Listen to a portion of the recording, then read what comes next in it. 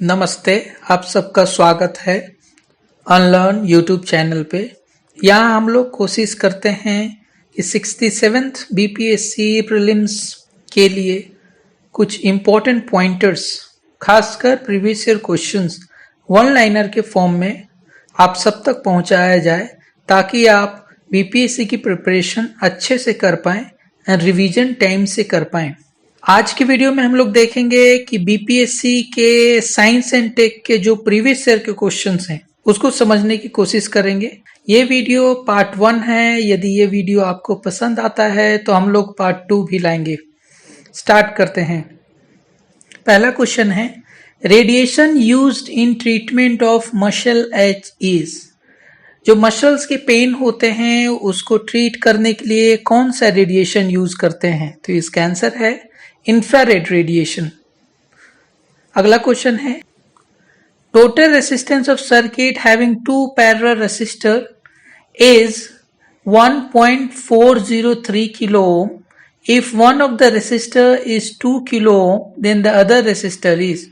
ये क्वेश्चन कहता है कि दो पैरेलल रेजिस्टर एक सर्किट में लगे हैं, उसका रिजल्टेंट रेसिस्टेंस जो आया है वो 1.403 किलो ओम आया है। यदि एक रेसिस्टेंस की वैल्यू 2 किलो ओम है तो अदर रेसिस्टर की वैल्यू क्या है? तो हम लोग जानते हैं कि रेसिस्टर का फॉर्मूला जो रिजल्टेंट होता है वो होता है R resultant equal to R1 into R2 divided by R1 plus R2। यदि हम इस फॉर्मूला से क्वेश्चन को सोल्व करें और R1 की जगह 2 रखें एंड R2 मुझे निकालना है और रिजल्टेंट यानी कैपिटल R 1.403 किलो ओम दे रखा है, तो हमारा R2 4.70 आता है। आगे बढ़ते हैं। अगला क्वेश्चन है, on heating resistor of semiconductor. Heat करने से सेमीकंडक्टर की रेसिस्टेंस बढ़ती है या घटती है? घटती है। इसका आंसर है घटती है। Faraday constant. फराडे कांस्टेंट क्या है? तो कहते हैं फराडे कांस्टेंट यूनिवर्सल कांस्टेंट है और फराडे कांस्टेंट की जो वैल्यू होती है वो होती है total electric charge carried by 1 mole of electron. 1 mole of electron जितना चार्ज कैरी करती है उसी को फराडे कांस्टेंट कहते हैं और ये एक यूनिवर्सल कांस्टेंट है। अगला क्वेश्चन है, light year is unit of. Light year जो है वो किस चीज का यूनिट है? इसका आंसर है डिस्टेंस का यूनिट है। अगला क्वेश्चन है, which of the following does not change when light travels from one medium to another. जब लाइट एक मीडियम से अनदर मीडियम में ट्रेवल करती है तो कौन सा चेंज नहीं होता? ऑप्शन दे रखा है वेलोसिटी, बी ऑप्शन दे रखा है वेवलेंथ, सी ऑप्शन दे रखा है फ्रीक्वेंसी, डी ऑप्शन दे रखा है रिफ्रैक्टिव इंडेक्स। इसका आंसर है सी, फ्रीक्वेंसी। जब लाइट एक मीडियम से दूसरे मीडियम, जैसे पहला मीडियम पानी है, दूसरा मीडियम एयर है, तो जब पानी से एयर में जाएगा तो उसकी फ्रीक्वेंसी नहीं चेंज होगी, वेलोसिटी चेंज होगी, वेवलेंथ चेंज होगी, रिफ्रैक्टिव इंडेक्स चेंज होगी, बट दोनों मीडियम में फ्रीक्वेंसी उस लाइट की सेम होगी। अगला क्वेश्चन है, velocity of electromagnetic wave is. Electromagnetic wave की वेलोसिटी क्या होती है? इसका आंसर है 3 लाख किलोमीटर पर सेकेंड। अगला क्वेश्चन है, first man who placed his foot on the moon is. पहला आदमी जो चांद पे अपना कदम रखा उसका नाम क्या है? वो है नील आर्मस्ट्रॉन्ग। अगला question, number of neutrons in the nucleus of plutonium nuclide. Plutonium की जो एटॉमिक नंबर है वो 94 है और जो मास नंबर है वो 242 है। तो इसका आंसर हो जाएगा mass number minus atomic number is equal to 148, यानी कि प्लूटोनियम में 148 न्यूट्रॉन है। अगला क्वेश्चन है, the highest viscosity among the following is of. सबसे ज्यादा विस्कोसिटी दिए गए ऑप्शन में किसका है? पहला ऑप्शन है पानी, दूसरा ऑप्शन है एयर, तीसरा ऑप्शन है ब्लड और चौथा ऑप्शन है हनी। तो इसका आंसर है हनी। विस्कोसिटी हम सबको मालूम है, गाढ़ापन को नापने के लिए विस्कोसिटी टर्म्स का यूज होता है। आगे बढ़ते हैं। Milk is poor source of, जो दूध है वो पुअर सोर्स है किसका? पहला ऑप्शन है कैल्शियम, दूसरा ऑप्शन है प्रोटीन, तीसरा ऑप्शन है विटामिन सी, चौथा ऑप्शन है कार्बोहाइड्रेट। तो इसका आंसर है सी, विटामिन सी का पुअर सोर्स है मिल्क। मिल्क में हम लोग विटामिन सी नहीं पाते। अगला क्वेश्चन है, the breath test conducted by police to drunken driver contains which molecule on filter paper. जब शराब की टेस्ट होती है तो जो सांसों के सामने जो फिल्टर पेपर यूज किया जाता है, उस फिल्टर पेपर में कौन सा मॉलिक्यूल होता है? तो इसका आंसर है पोटेशियम डाइक्रोमेट सल्फ्यूरिक एसिड। इसमें दो मॉलिक्यूल होता है, potassium dichromate and sulphuric acid. अगला क्वेश्चन है, glucose is converted two ethyl alcohol by the enzyme. Option है ए माल्टेज, बी इन्वर्टेज, सी जाइमेज, डी डायस्टेज। ग्लूकोज जो है वो इथाइल अल्कोहल में कन्वर्ट किया जाता है कौन से एंजाइम के द्वारा? तो इसका आंसर है जाइमेज। अगला क्वेश्चन है, lime water is turn milky white by. Lime water जो है वो मिल्की व्हाइट में कन्वर्ट हो जाता है किसके द्वारा? तो इसका आंसर है CO2, कार्बन डाइऑक्साइड के द्वारा। अगला क्वेश्चन है, incomplete burning of petrol and diesel produces. जो पेट्रोल और डीजल जब इनकम्प्लीट बर्न होते हैं तो क्या रिजल्ट होता है? आंसर है कार्बन मोनोऑक्साइड CO। अगला क्वेश्चन है, pH of solution changes from 3 to 6, the H+ ion concentration. जो pH है सॉल्यूशन का वो चेंज हो जाता है 3 से 6। तो H+ का जो H+ आयन है उसका कंसंट्रेशन के साथ क्या होगा? तो हम लोग सब जानते हैं कि pH को लॉगरिथमिक टर्म में मापते हैं जो कि 10 का फैक्टर होता है। pH की वैल्यू 3 से 6 हो रही है, इसका मतलब है कि H+ का जो कंसंट्रेशन है वो कम हो रहा है, इसीलिए pH की वैल्यू बढ़ रही है। हम सबको मालूम है कि pH की वैल्यू pH 7 पे सॉल्यूशन न्यूट्रल होता है, 7 से जैसे आगे जाता है सॉल्यूशन बेसिक हो जाता है, 7 से जैसे नीचे आता है pH की वैल्यू सॉल्यूशन एसिडिक हो जाती है। एसिडिक सॉल्यूशन में H+ का आयन ज्यादा होता है, बेसिक सॉल्यूशन में H+ का आयन कम होता है। तो जैसे जैसे सॉल्यूशन की pH वैल्यू बढ़ती है वैसे वैसे H+ आयन की कंसंट्रेशन घटती है। इसका आंसर है will decrease 1000 times because 6 minus 3 is equal to 3 and 10 raised to the power 3 is equal to 1000. That's why it's 1000 times decreases. अगला क्वेश्चन है, a mixture of sand and naphthalene can be separated by। एक mixture sand और naphthalene का कैसे separate किया जा सकता है? तो इसका आंसर है सब्लिमेशन के द्वारा। अगला क्वेश्चन है, number of sigma and pi bond in benzene are.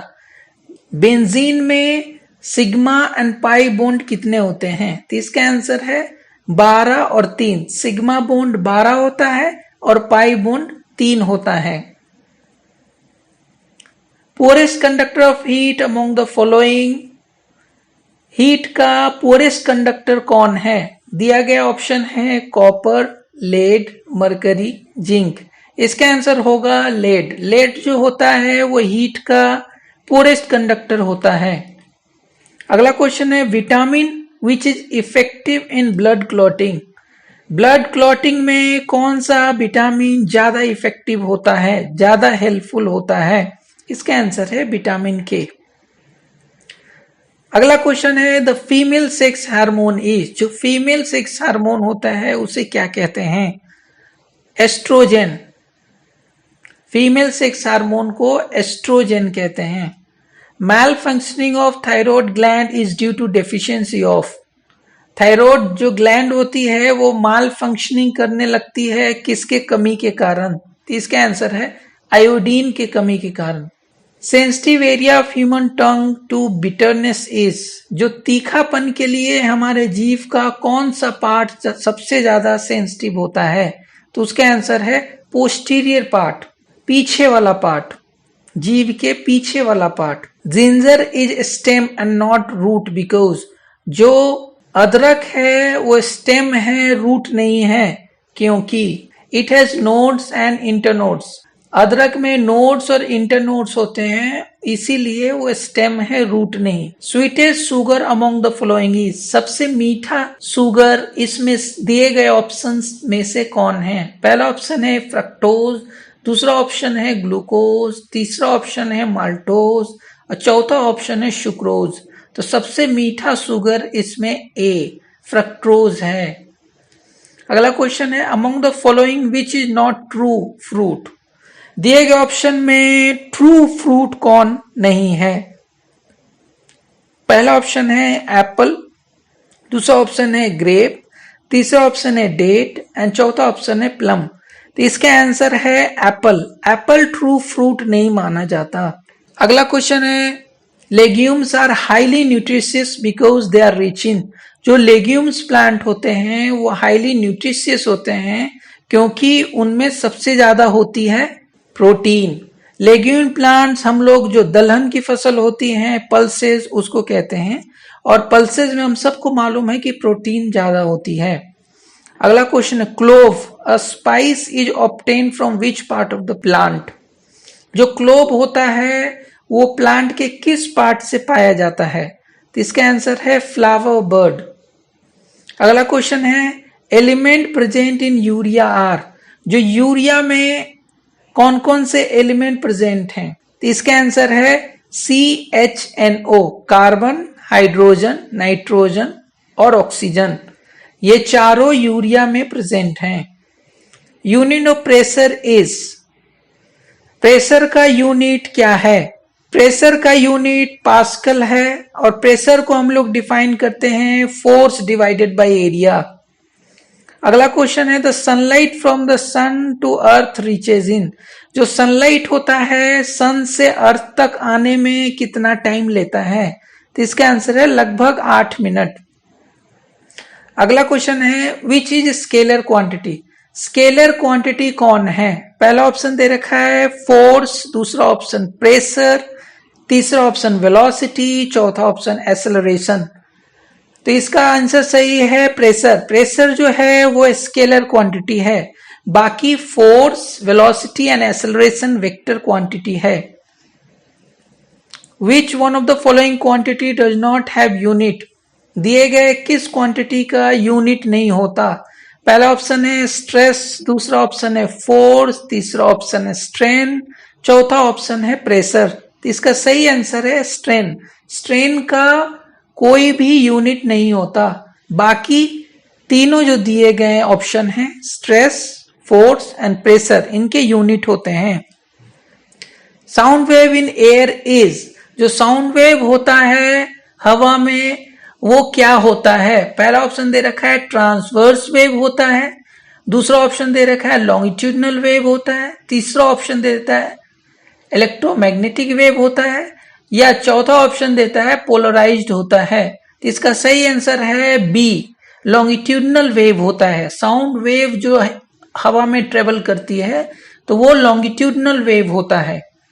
Value of 50 degree Celsius in Fahrenheit scale is, 50 degree Celsius को जब फ़ारेनहाइट स्केल में चेंज करते हैं तो कितना वैल्यू होता है?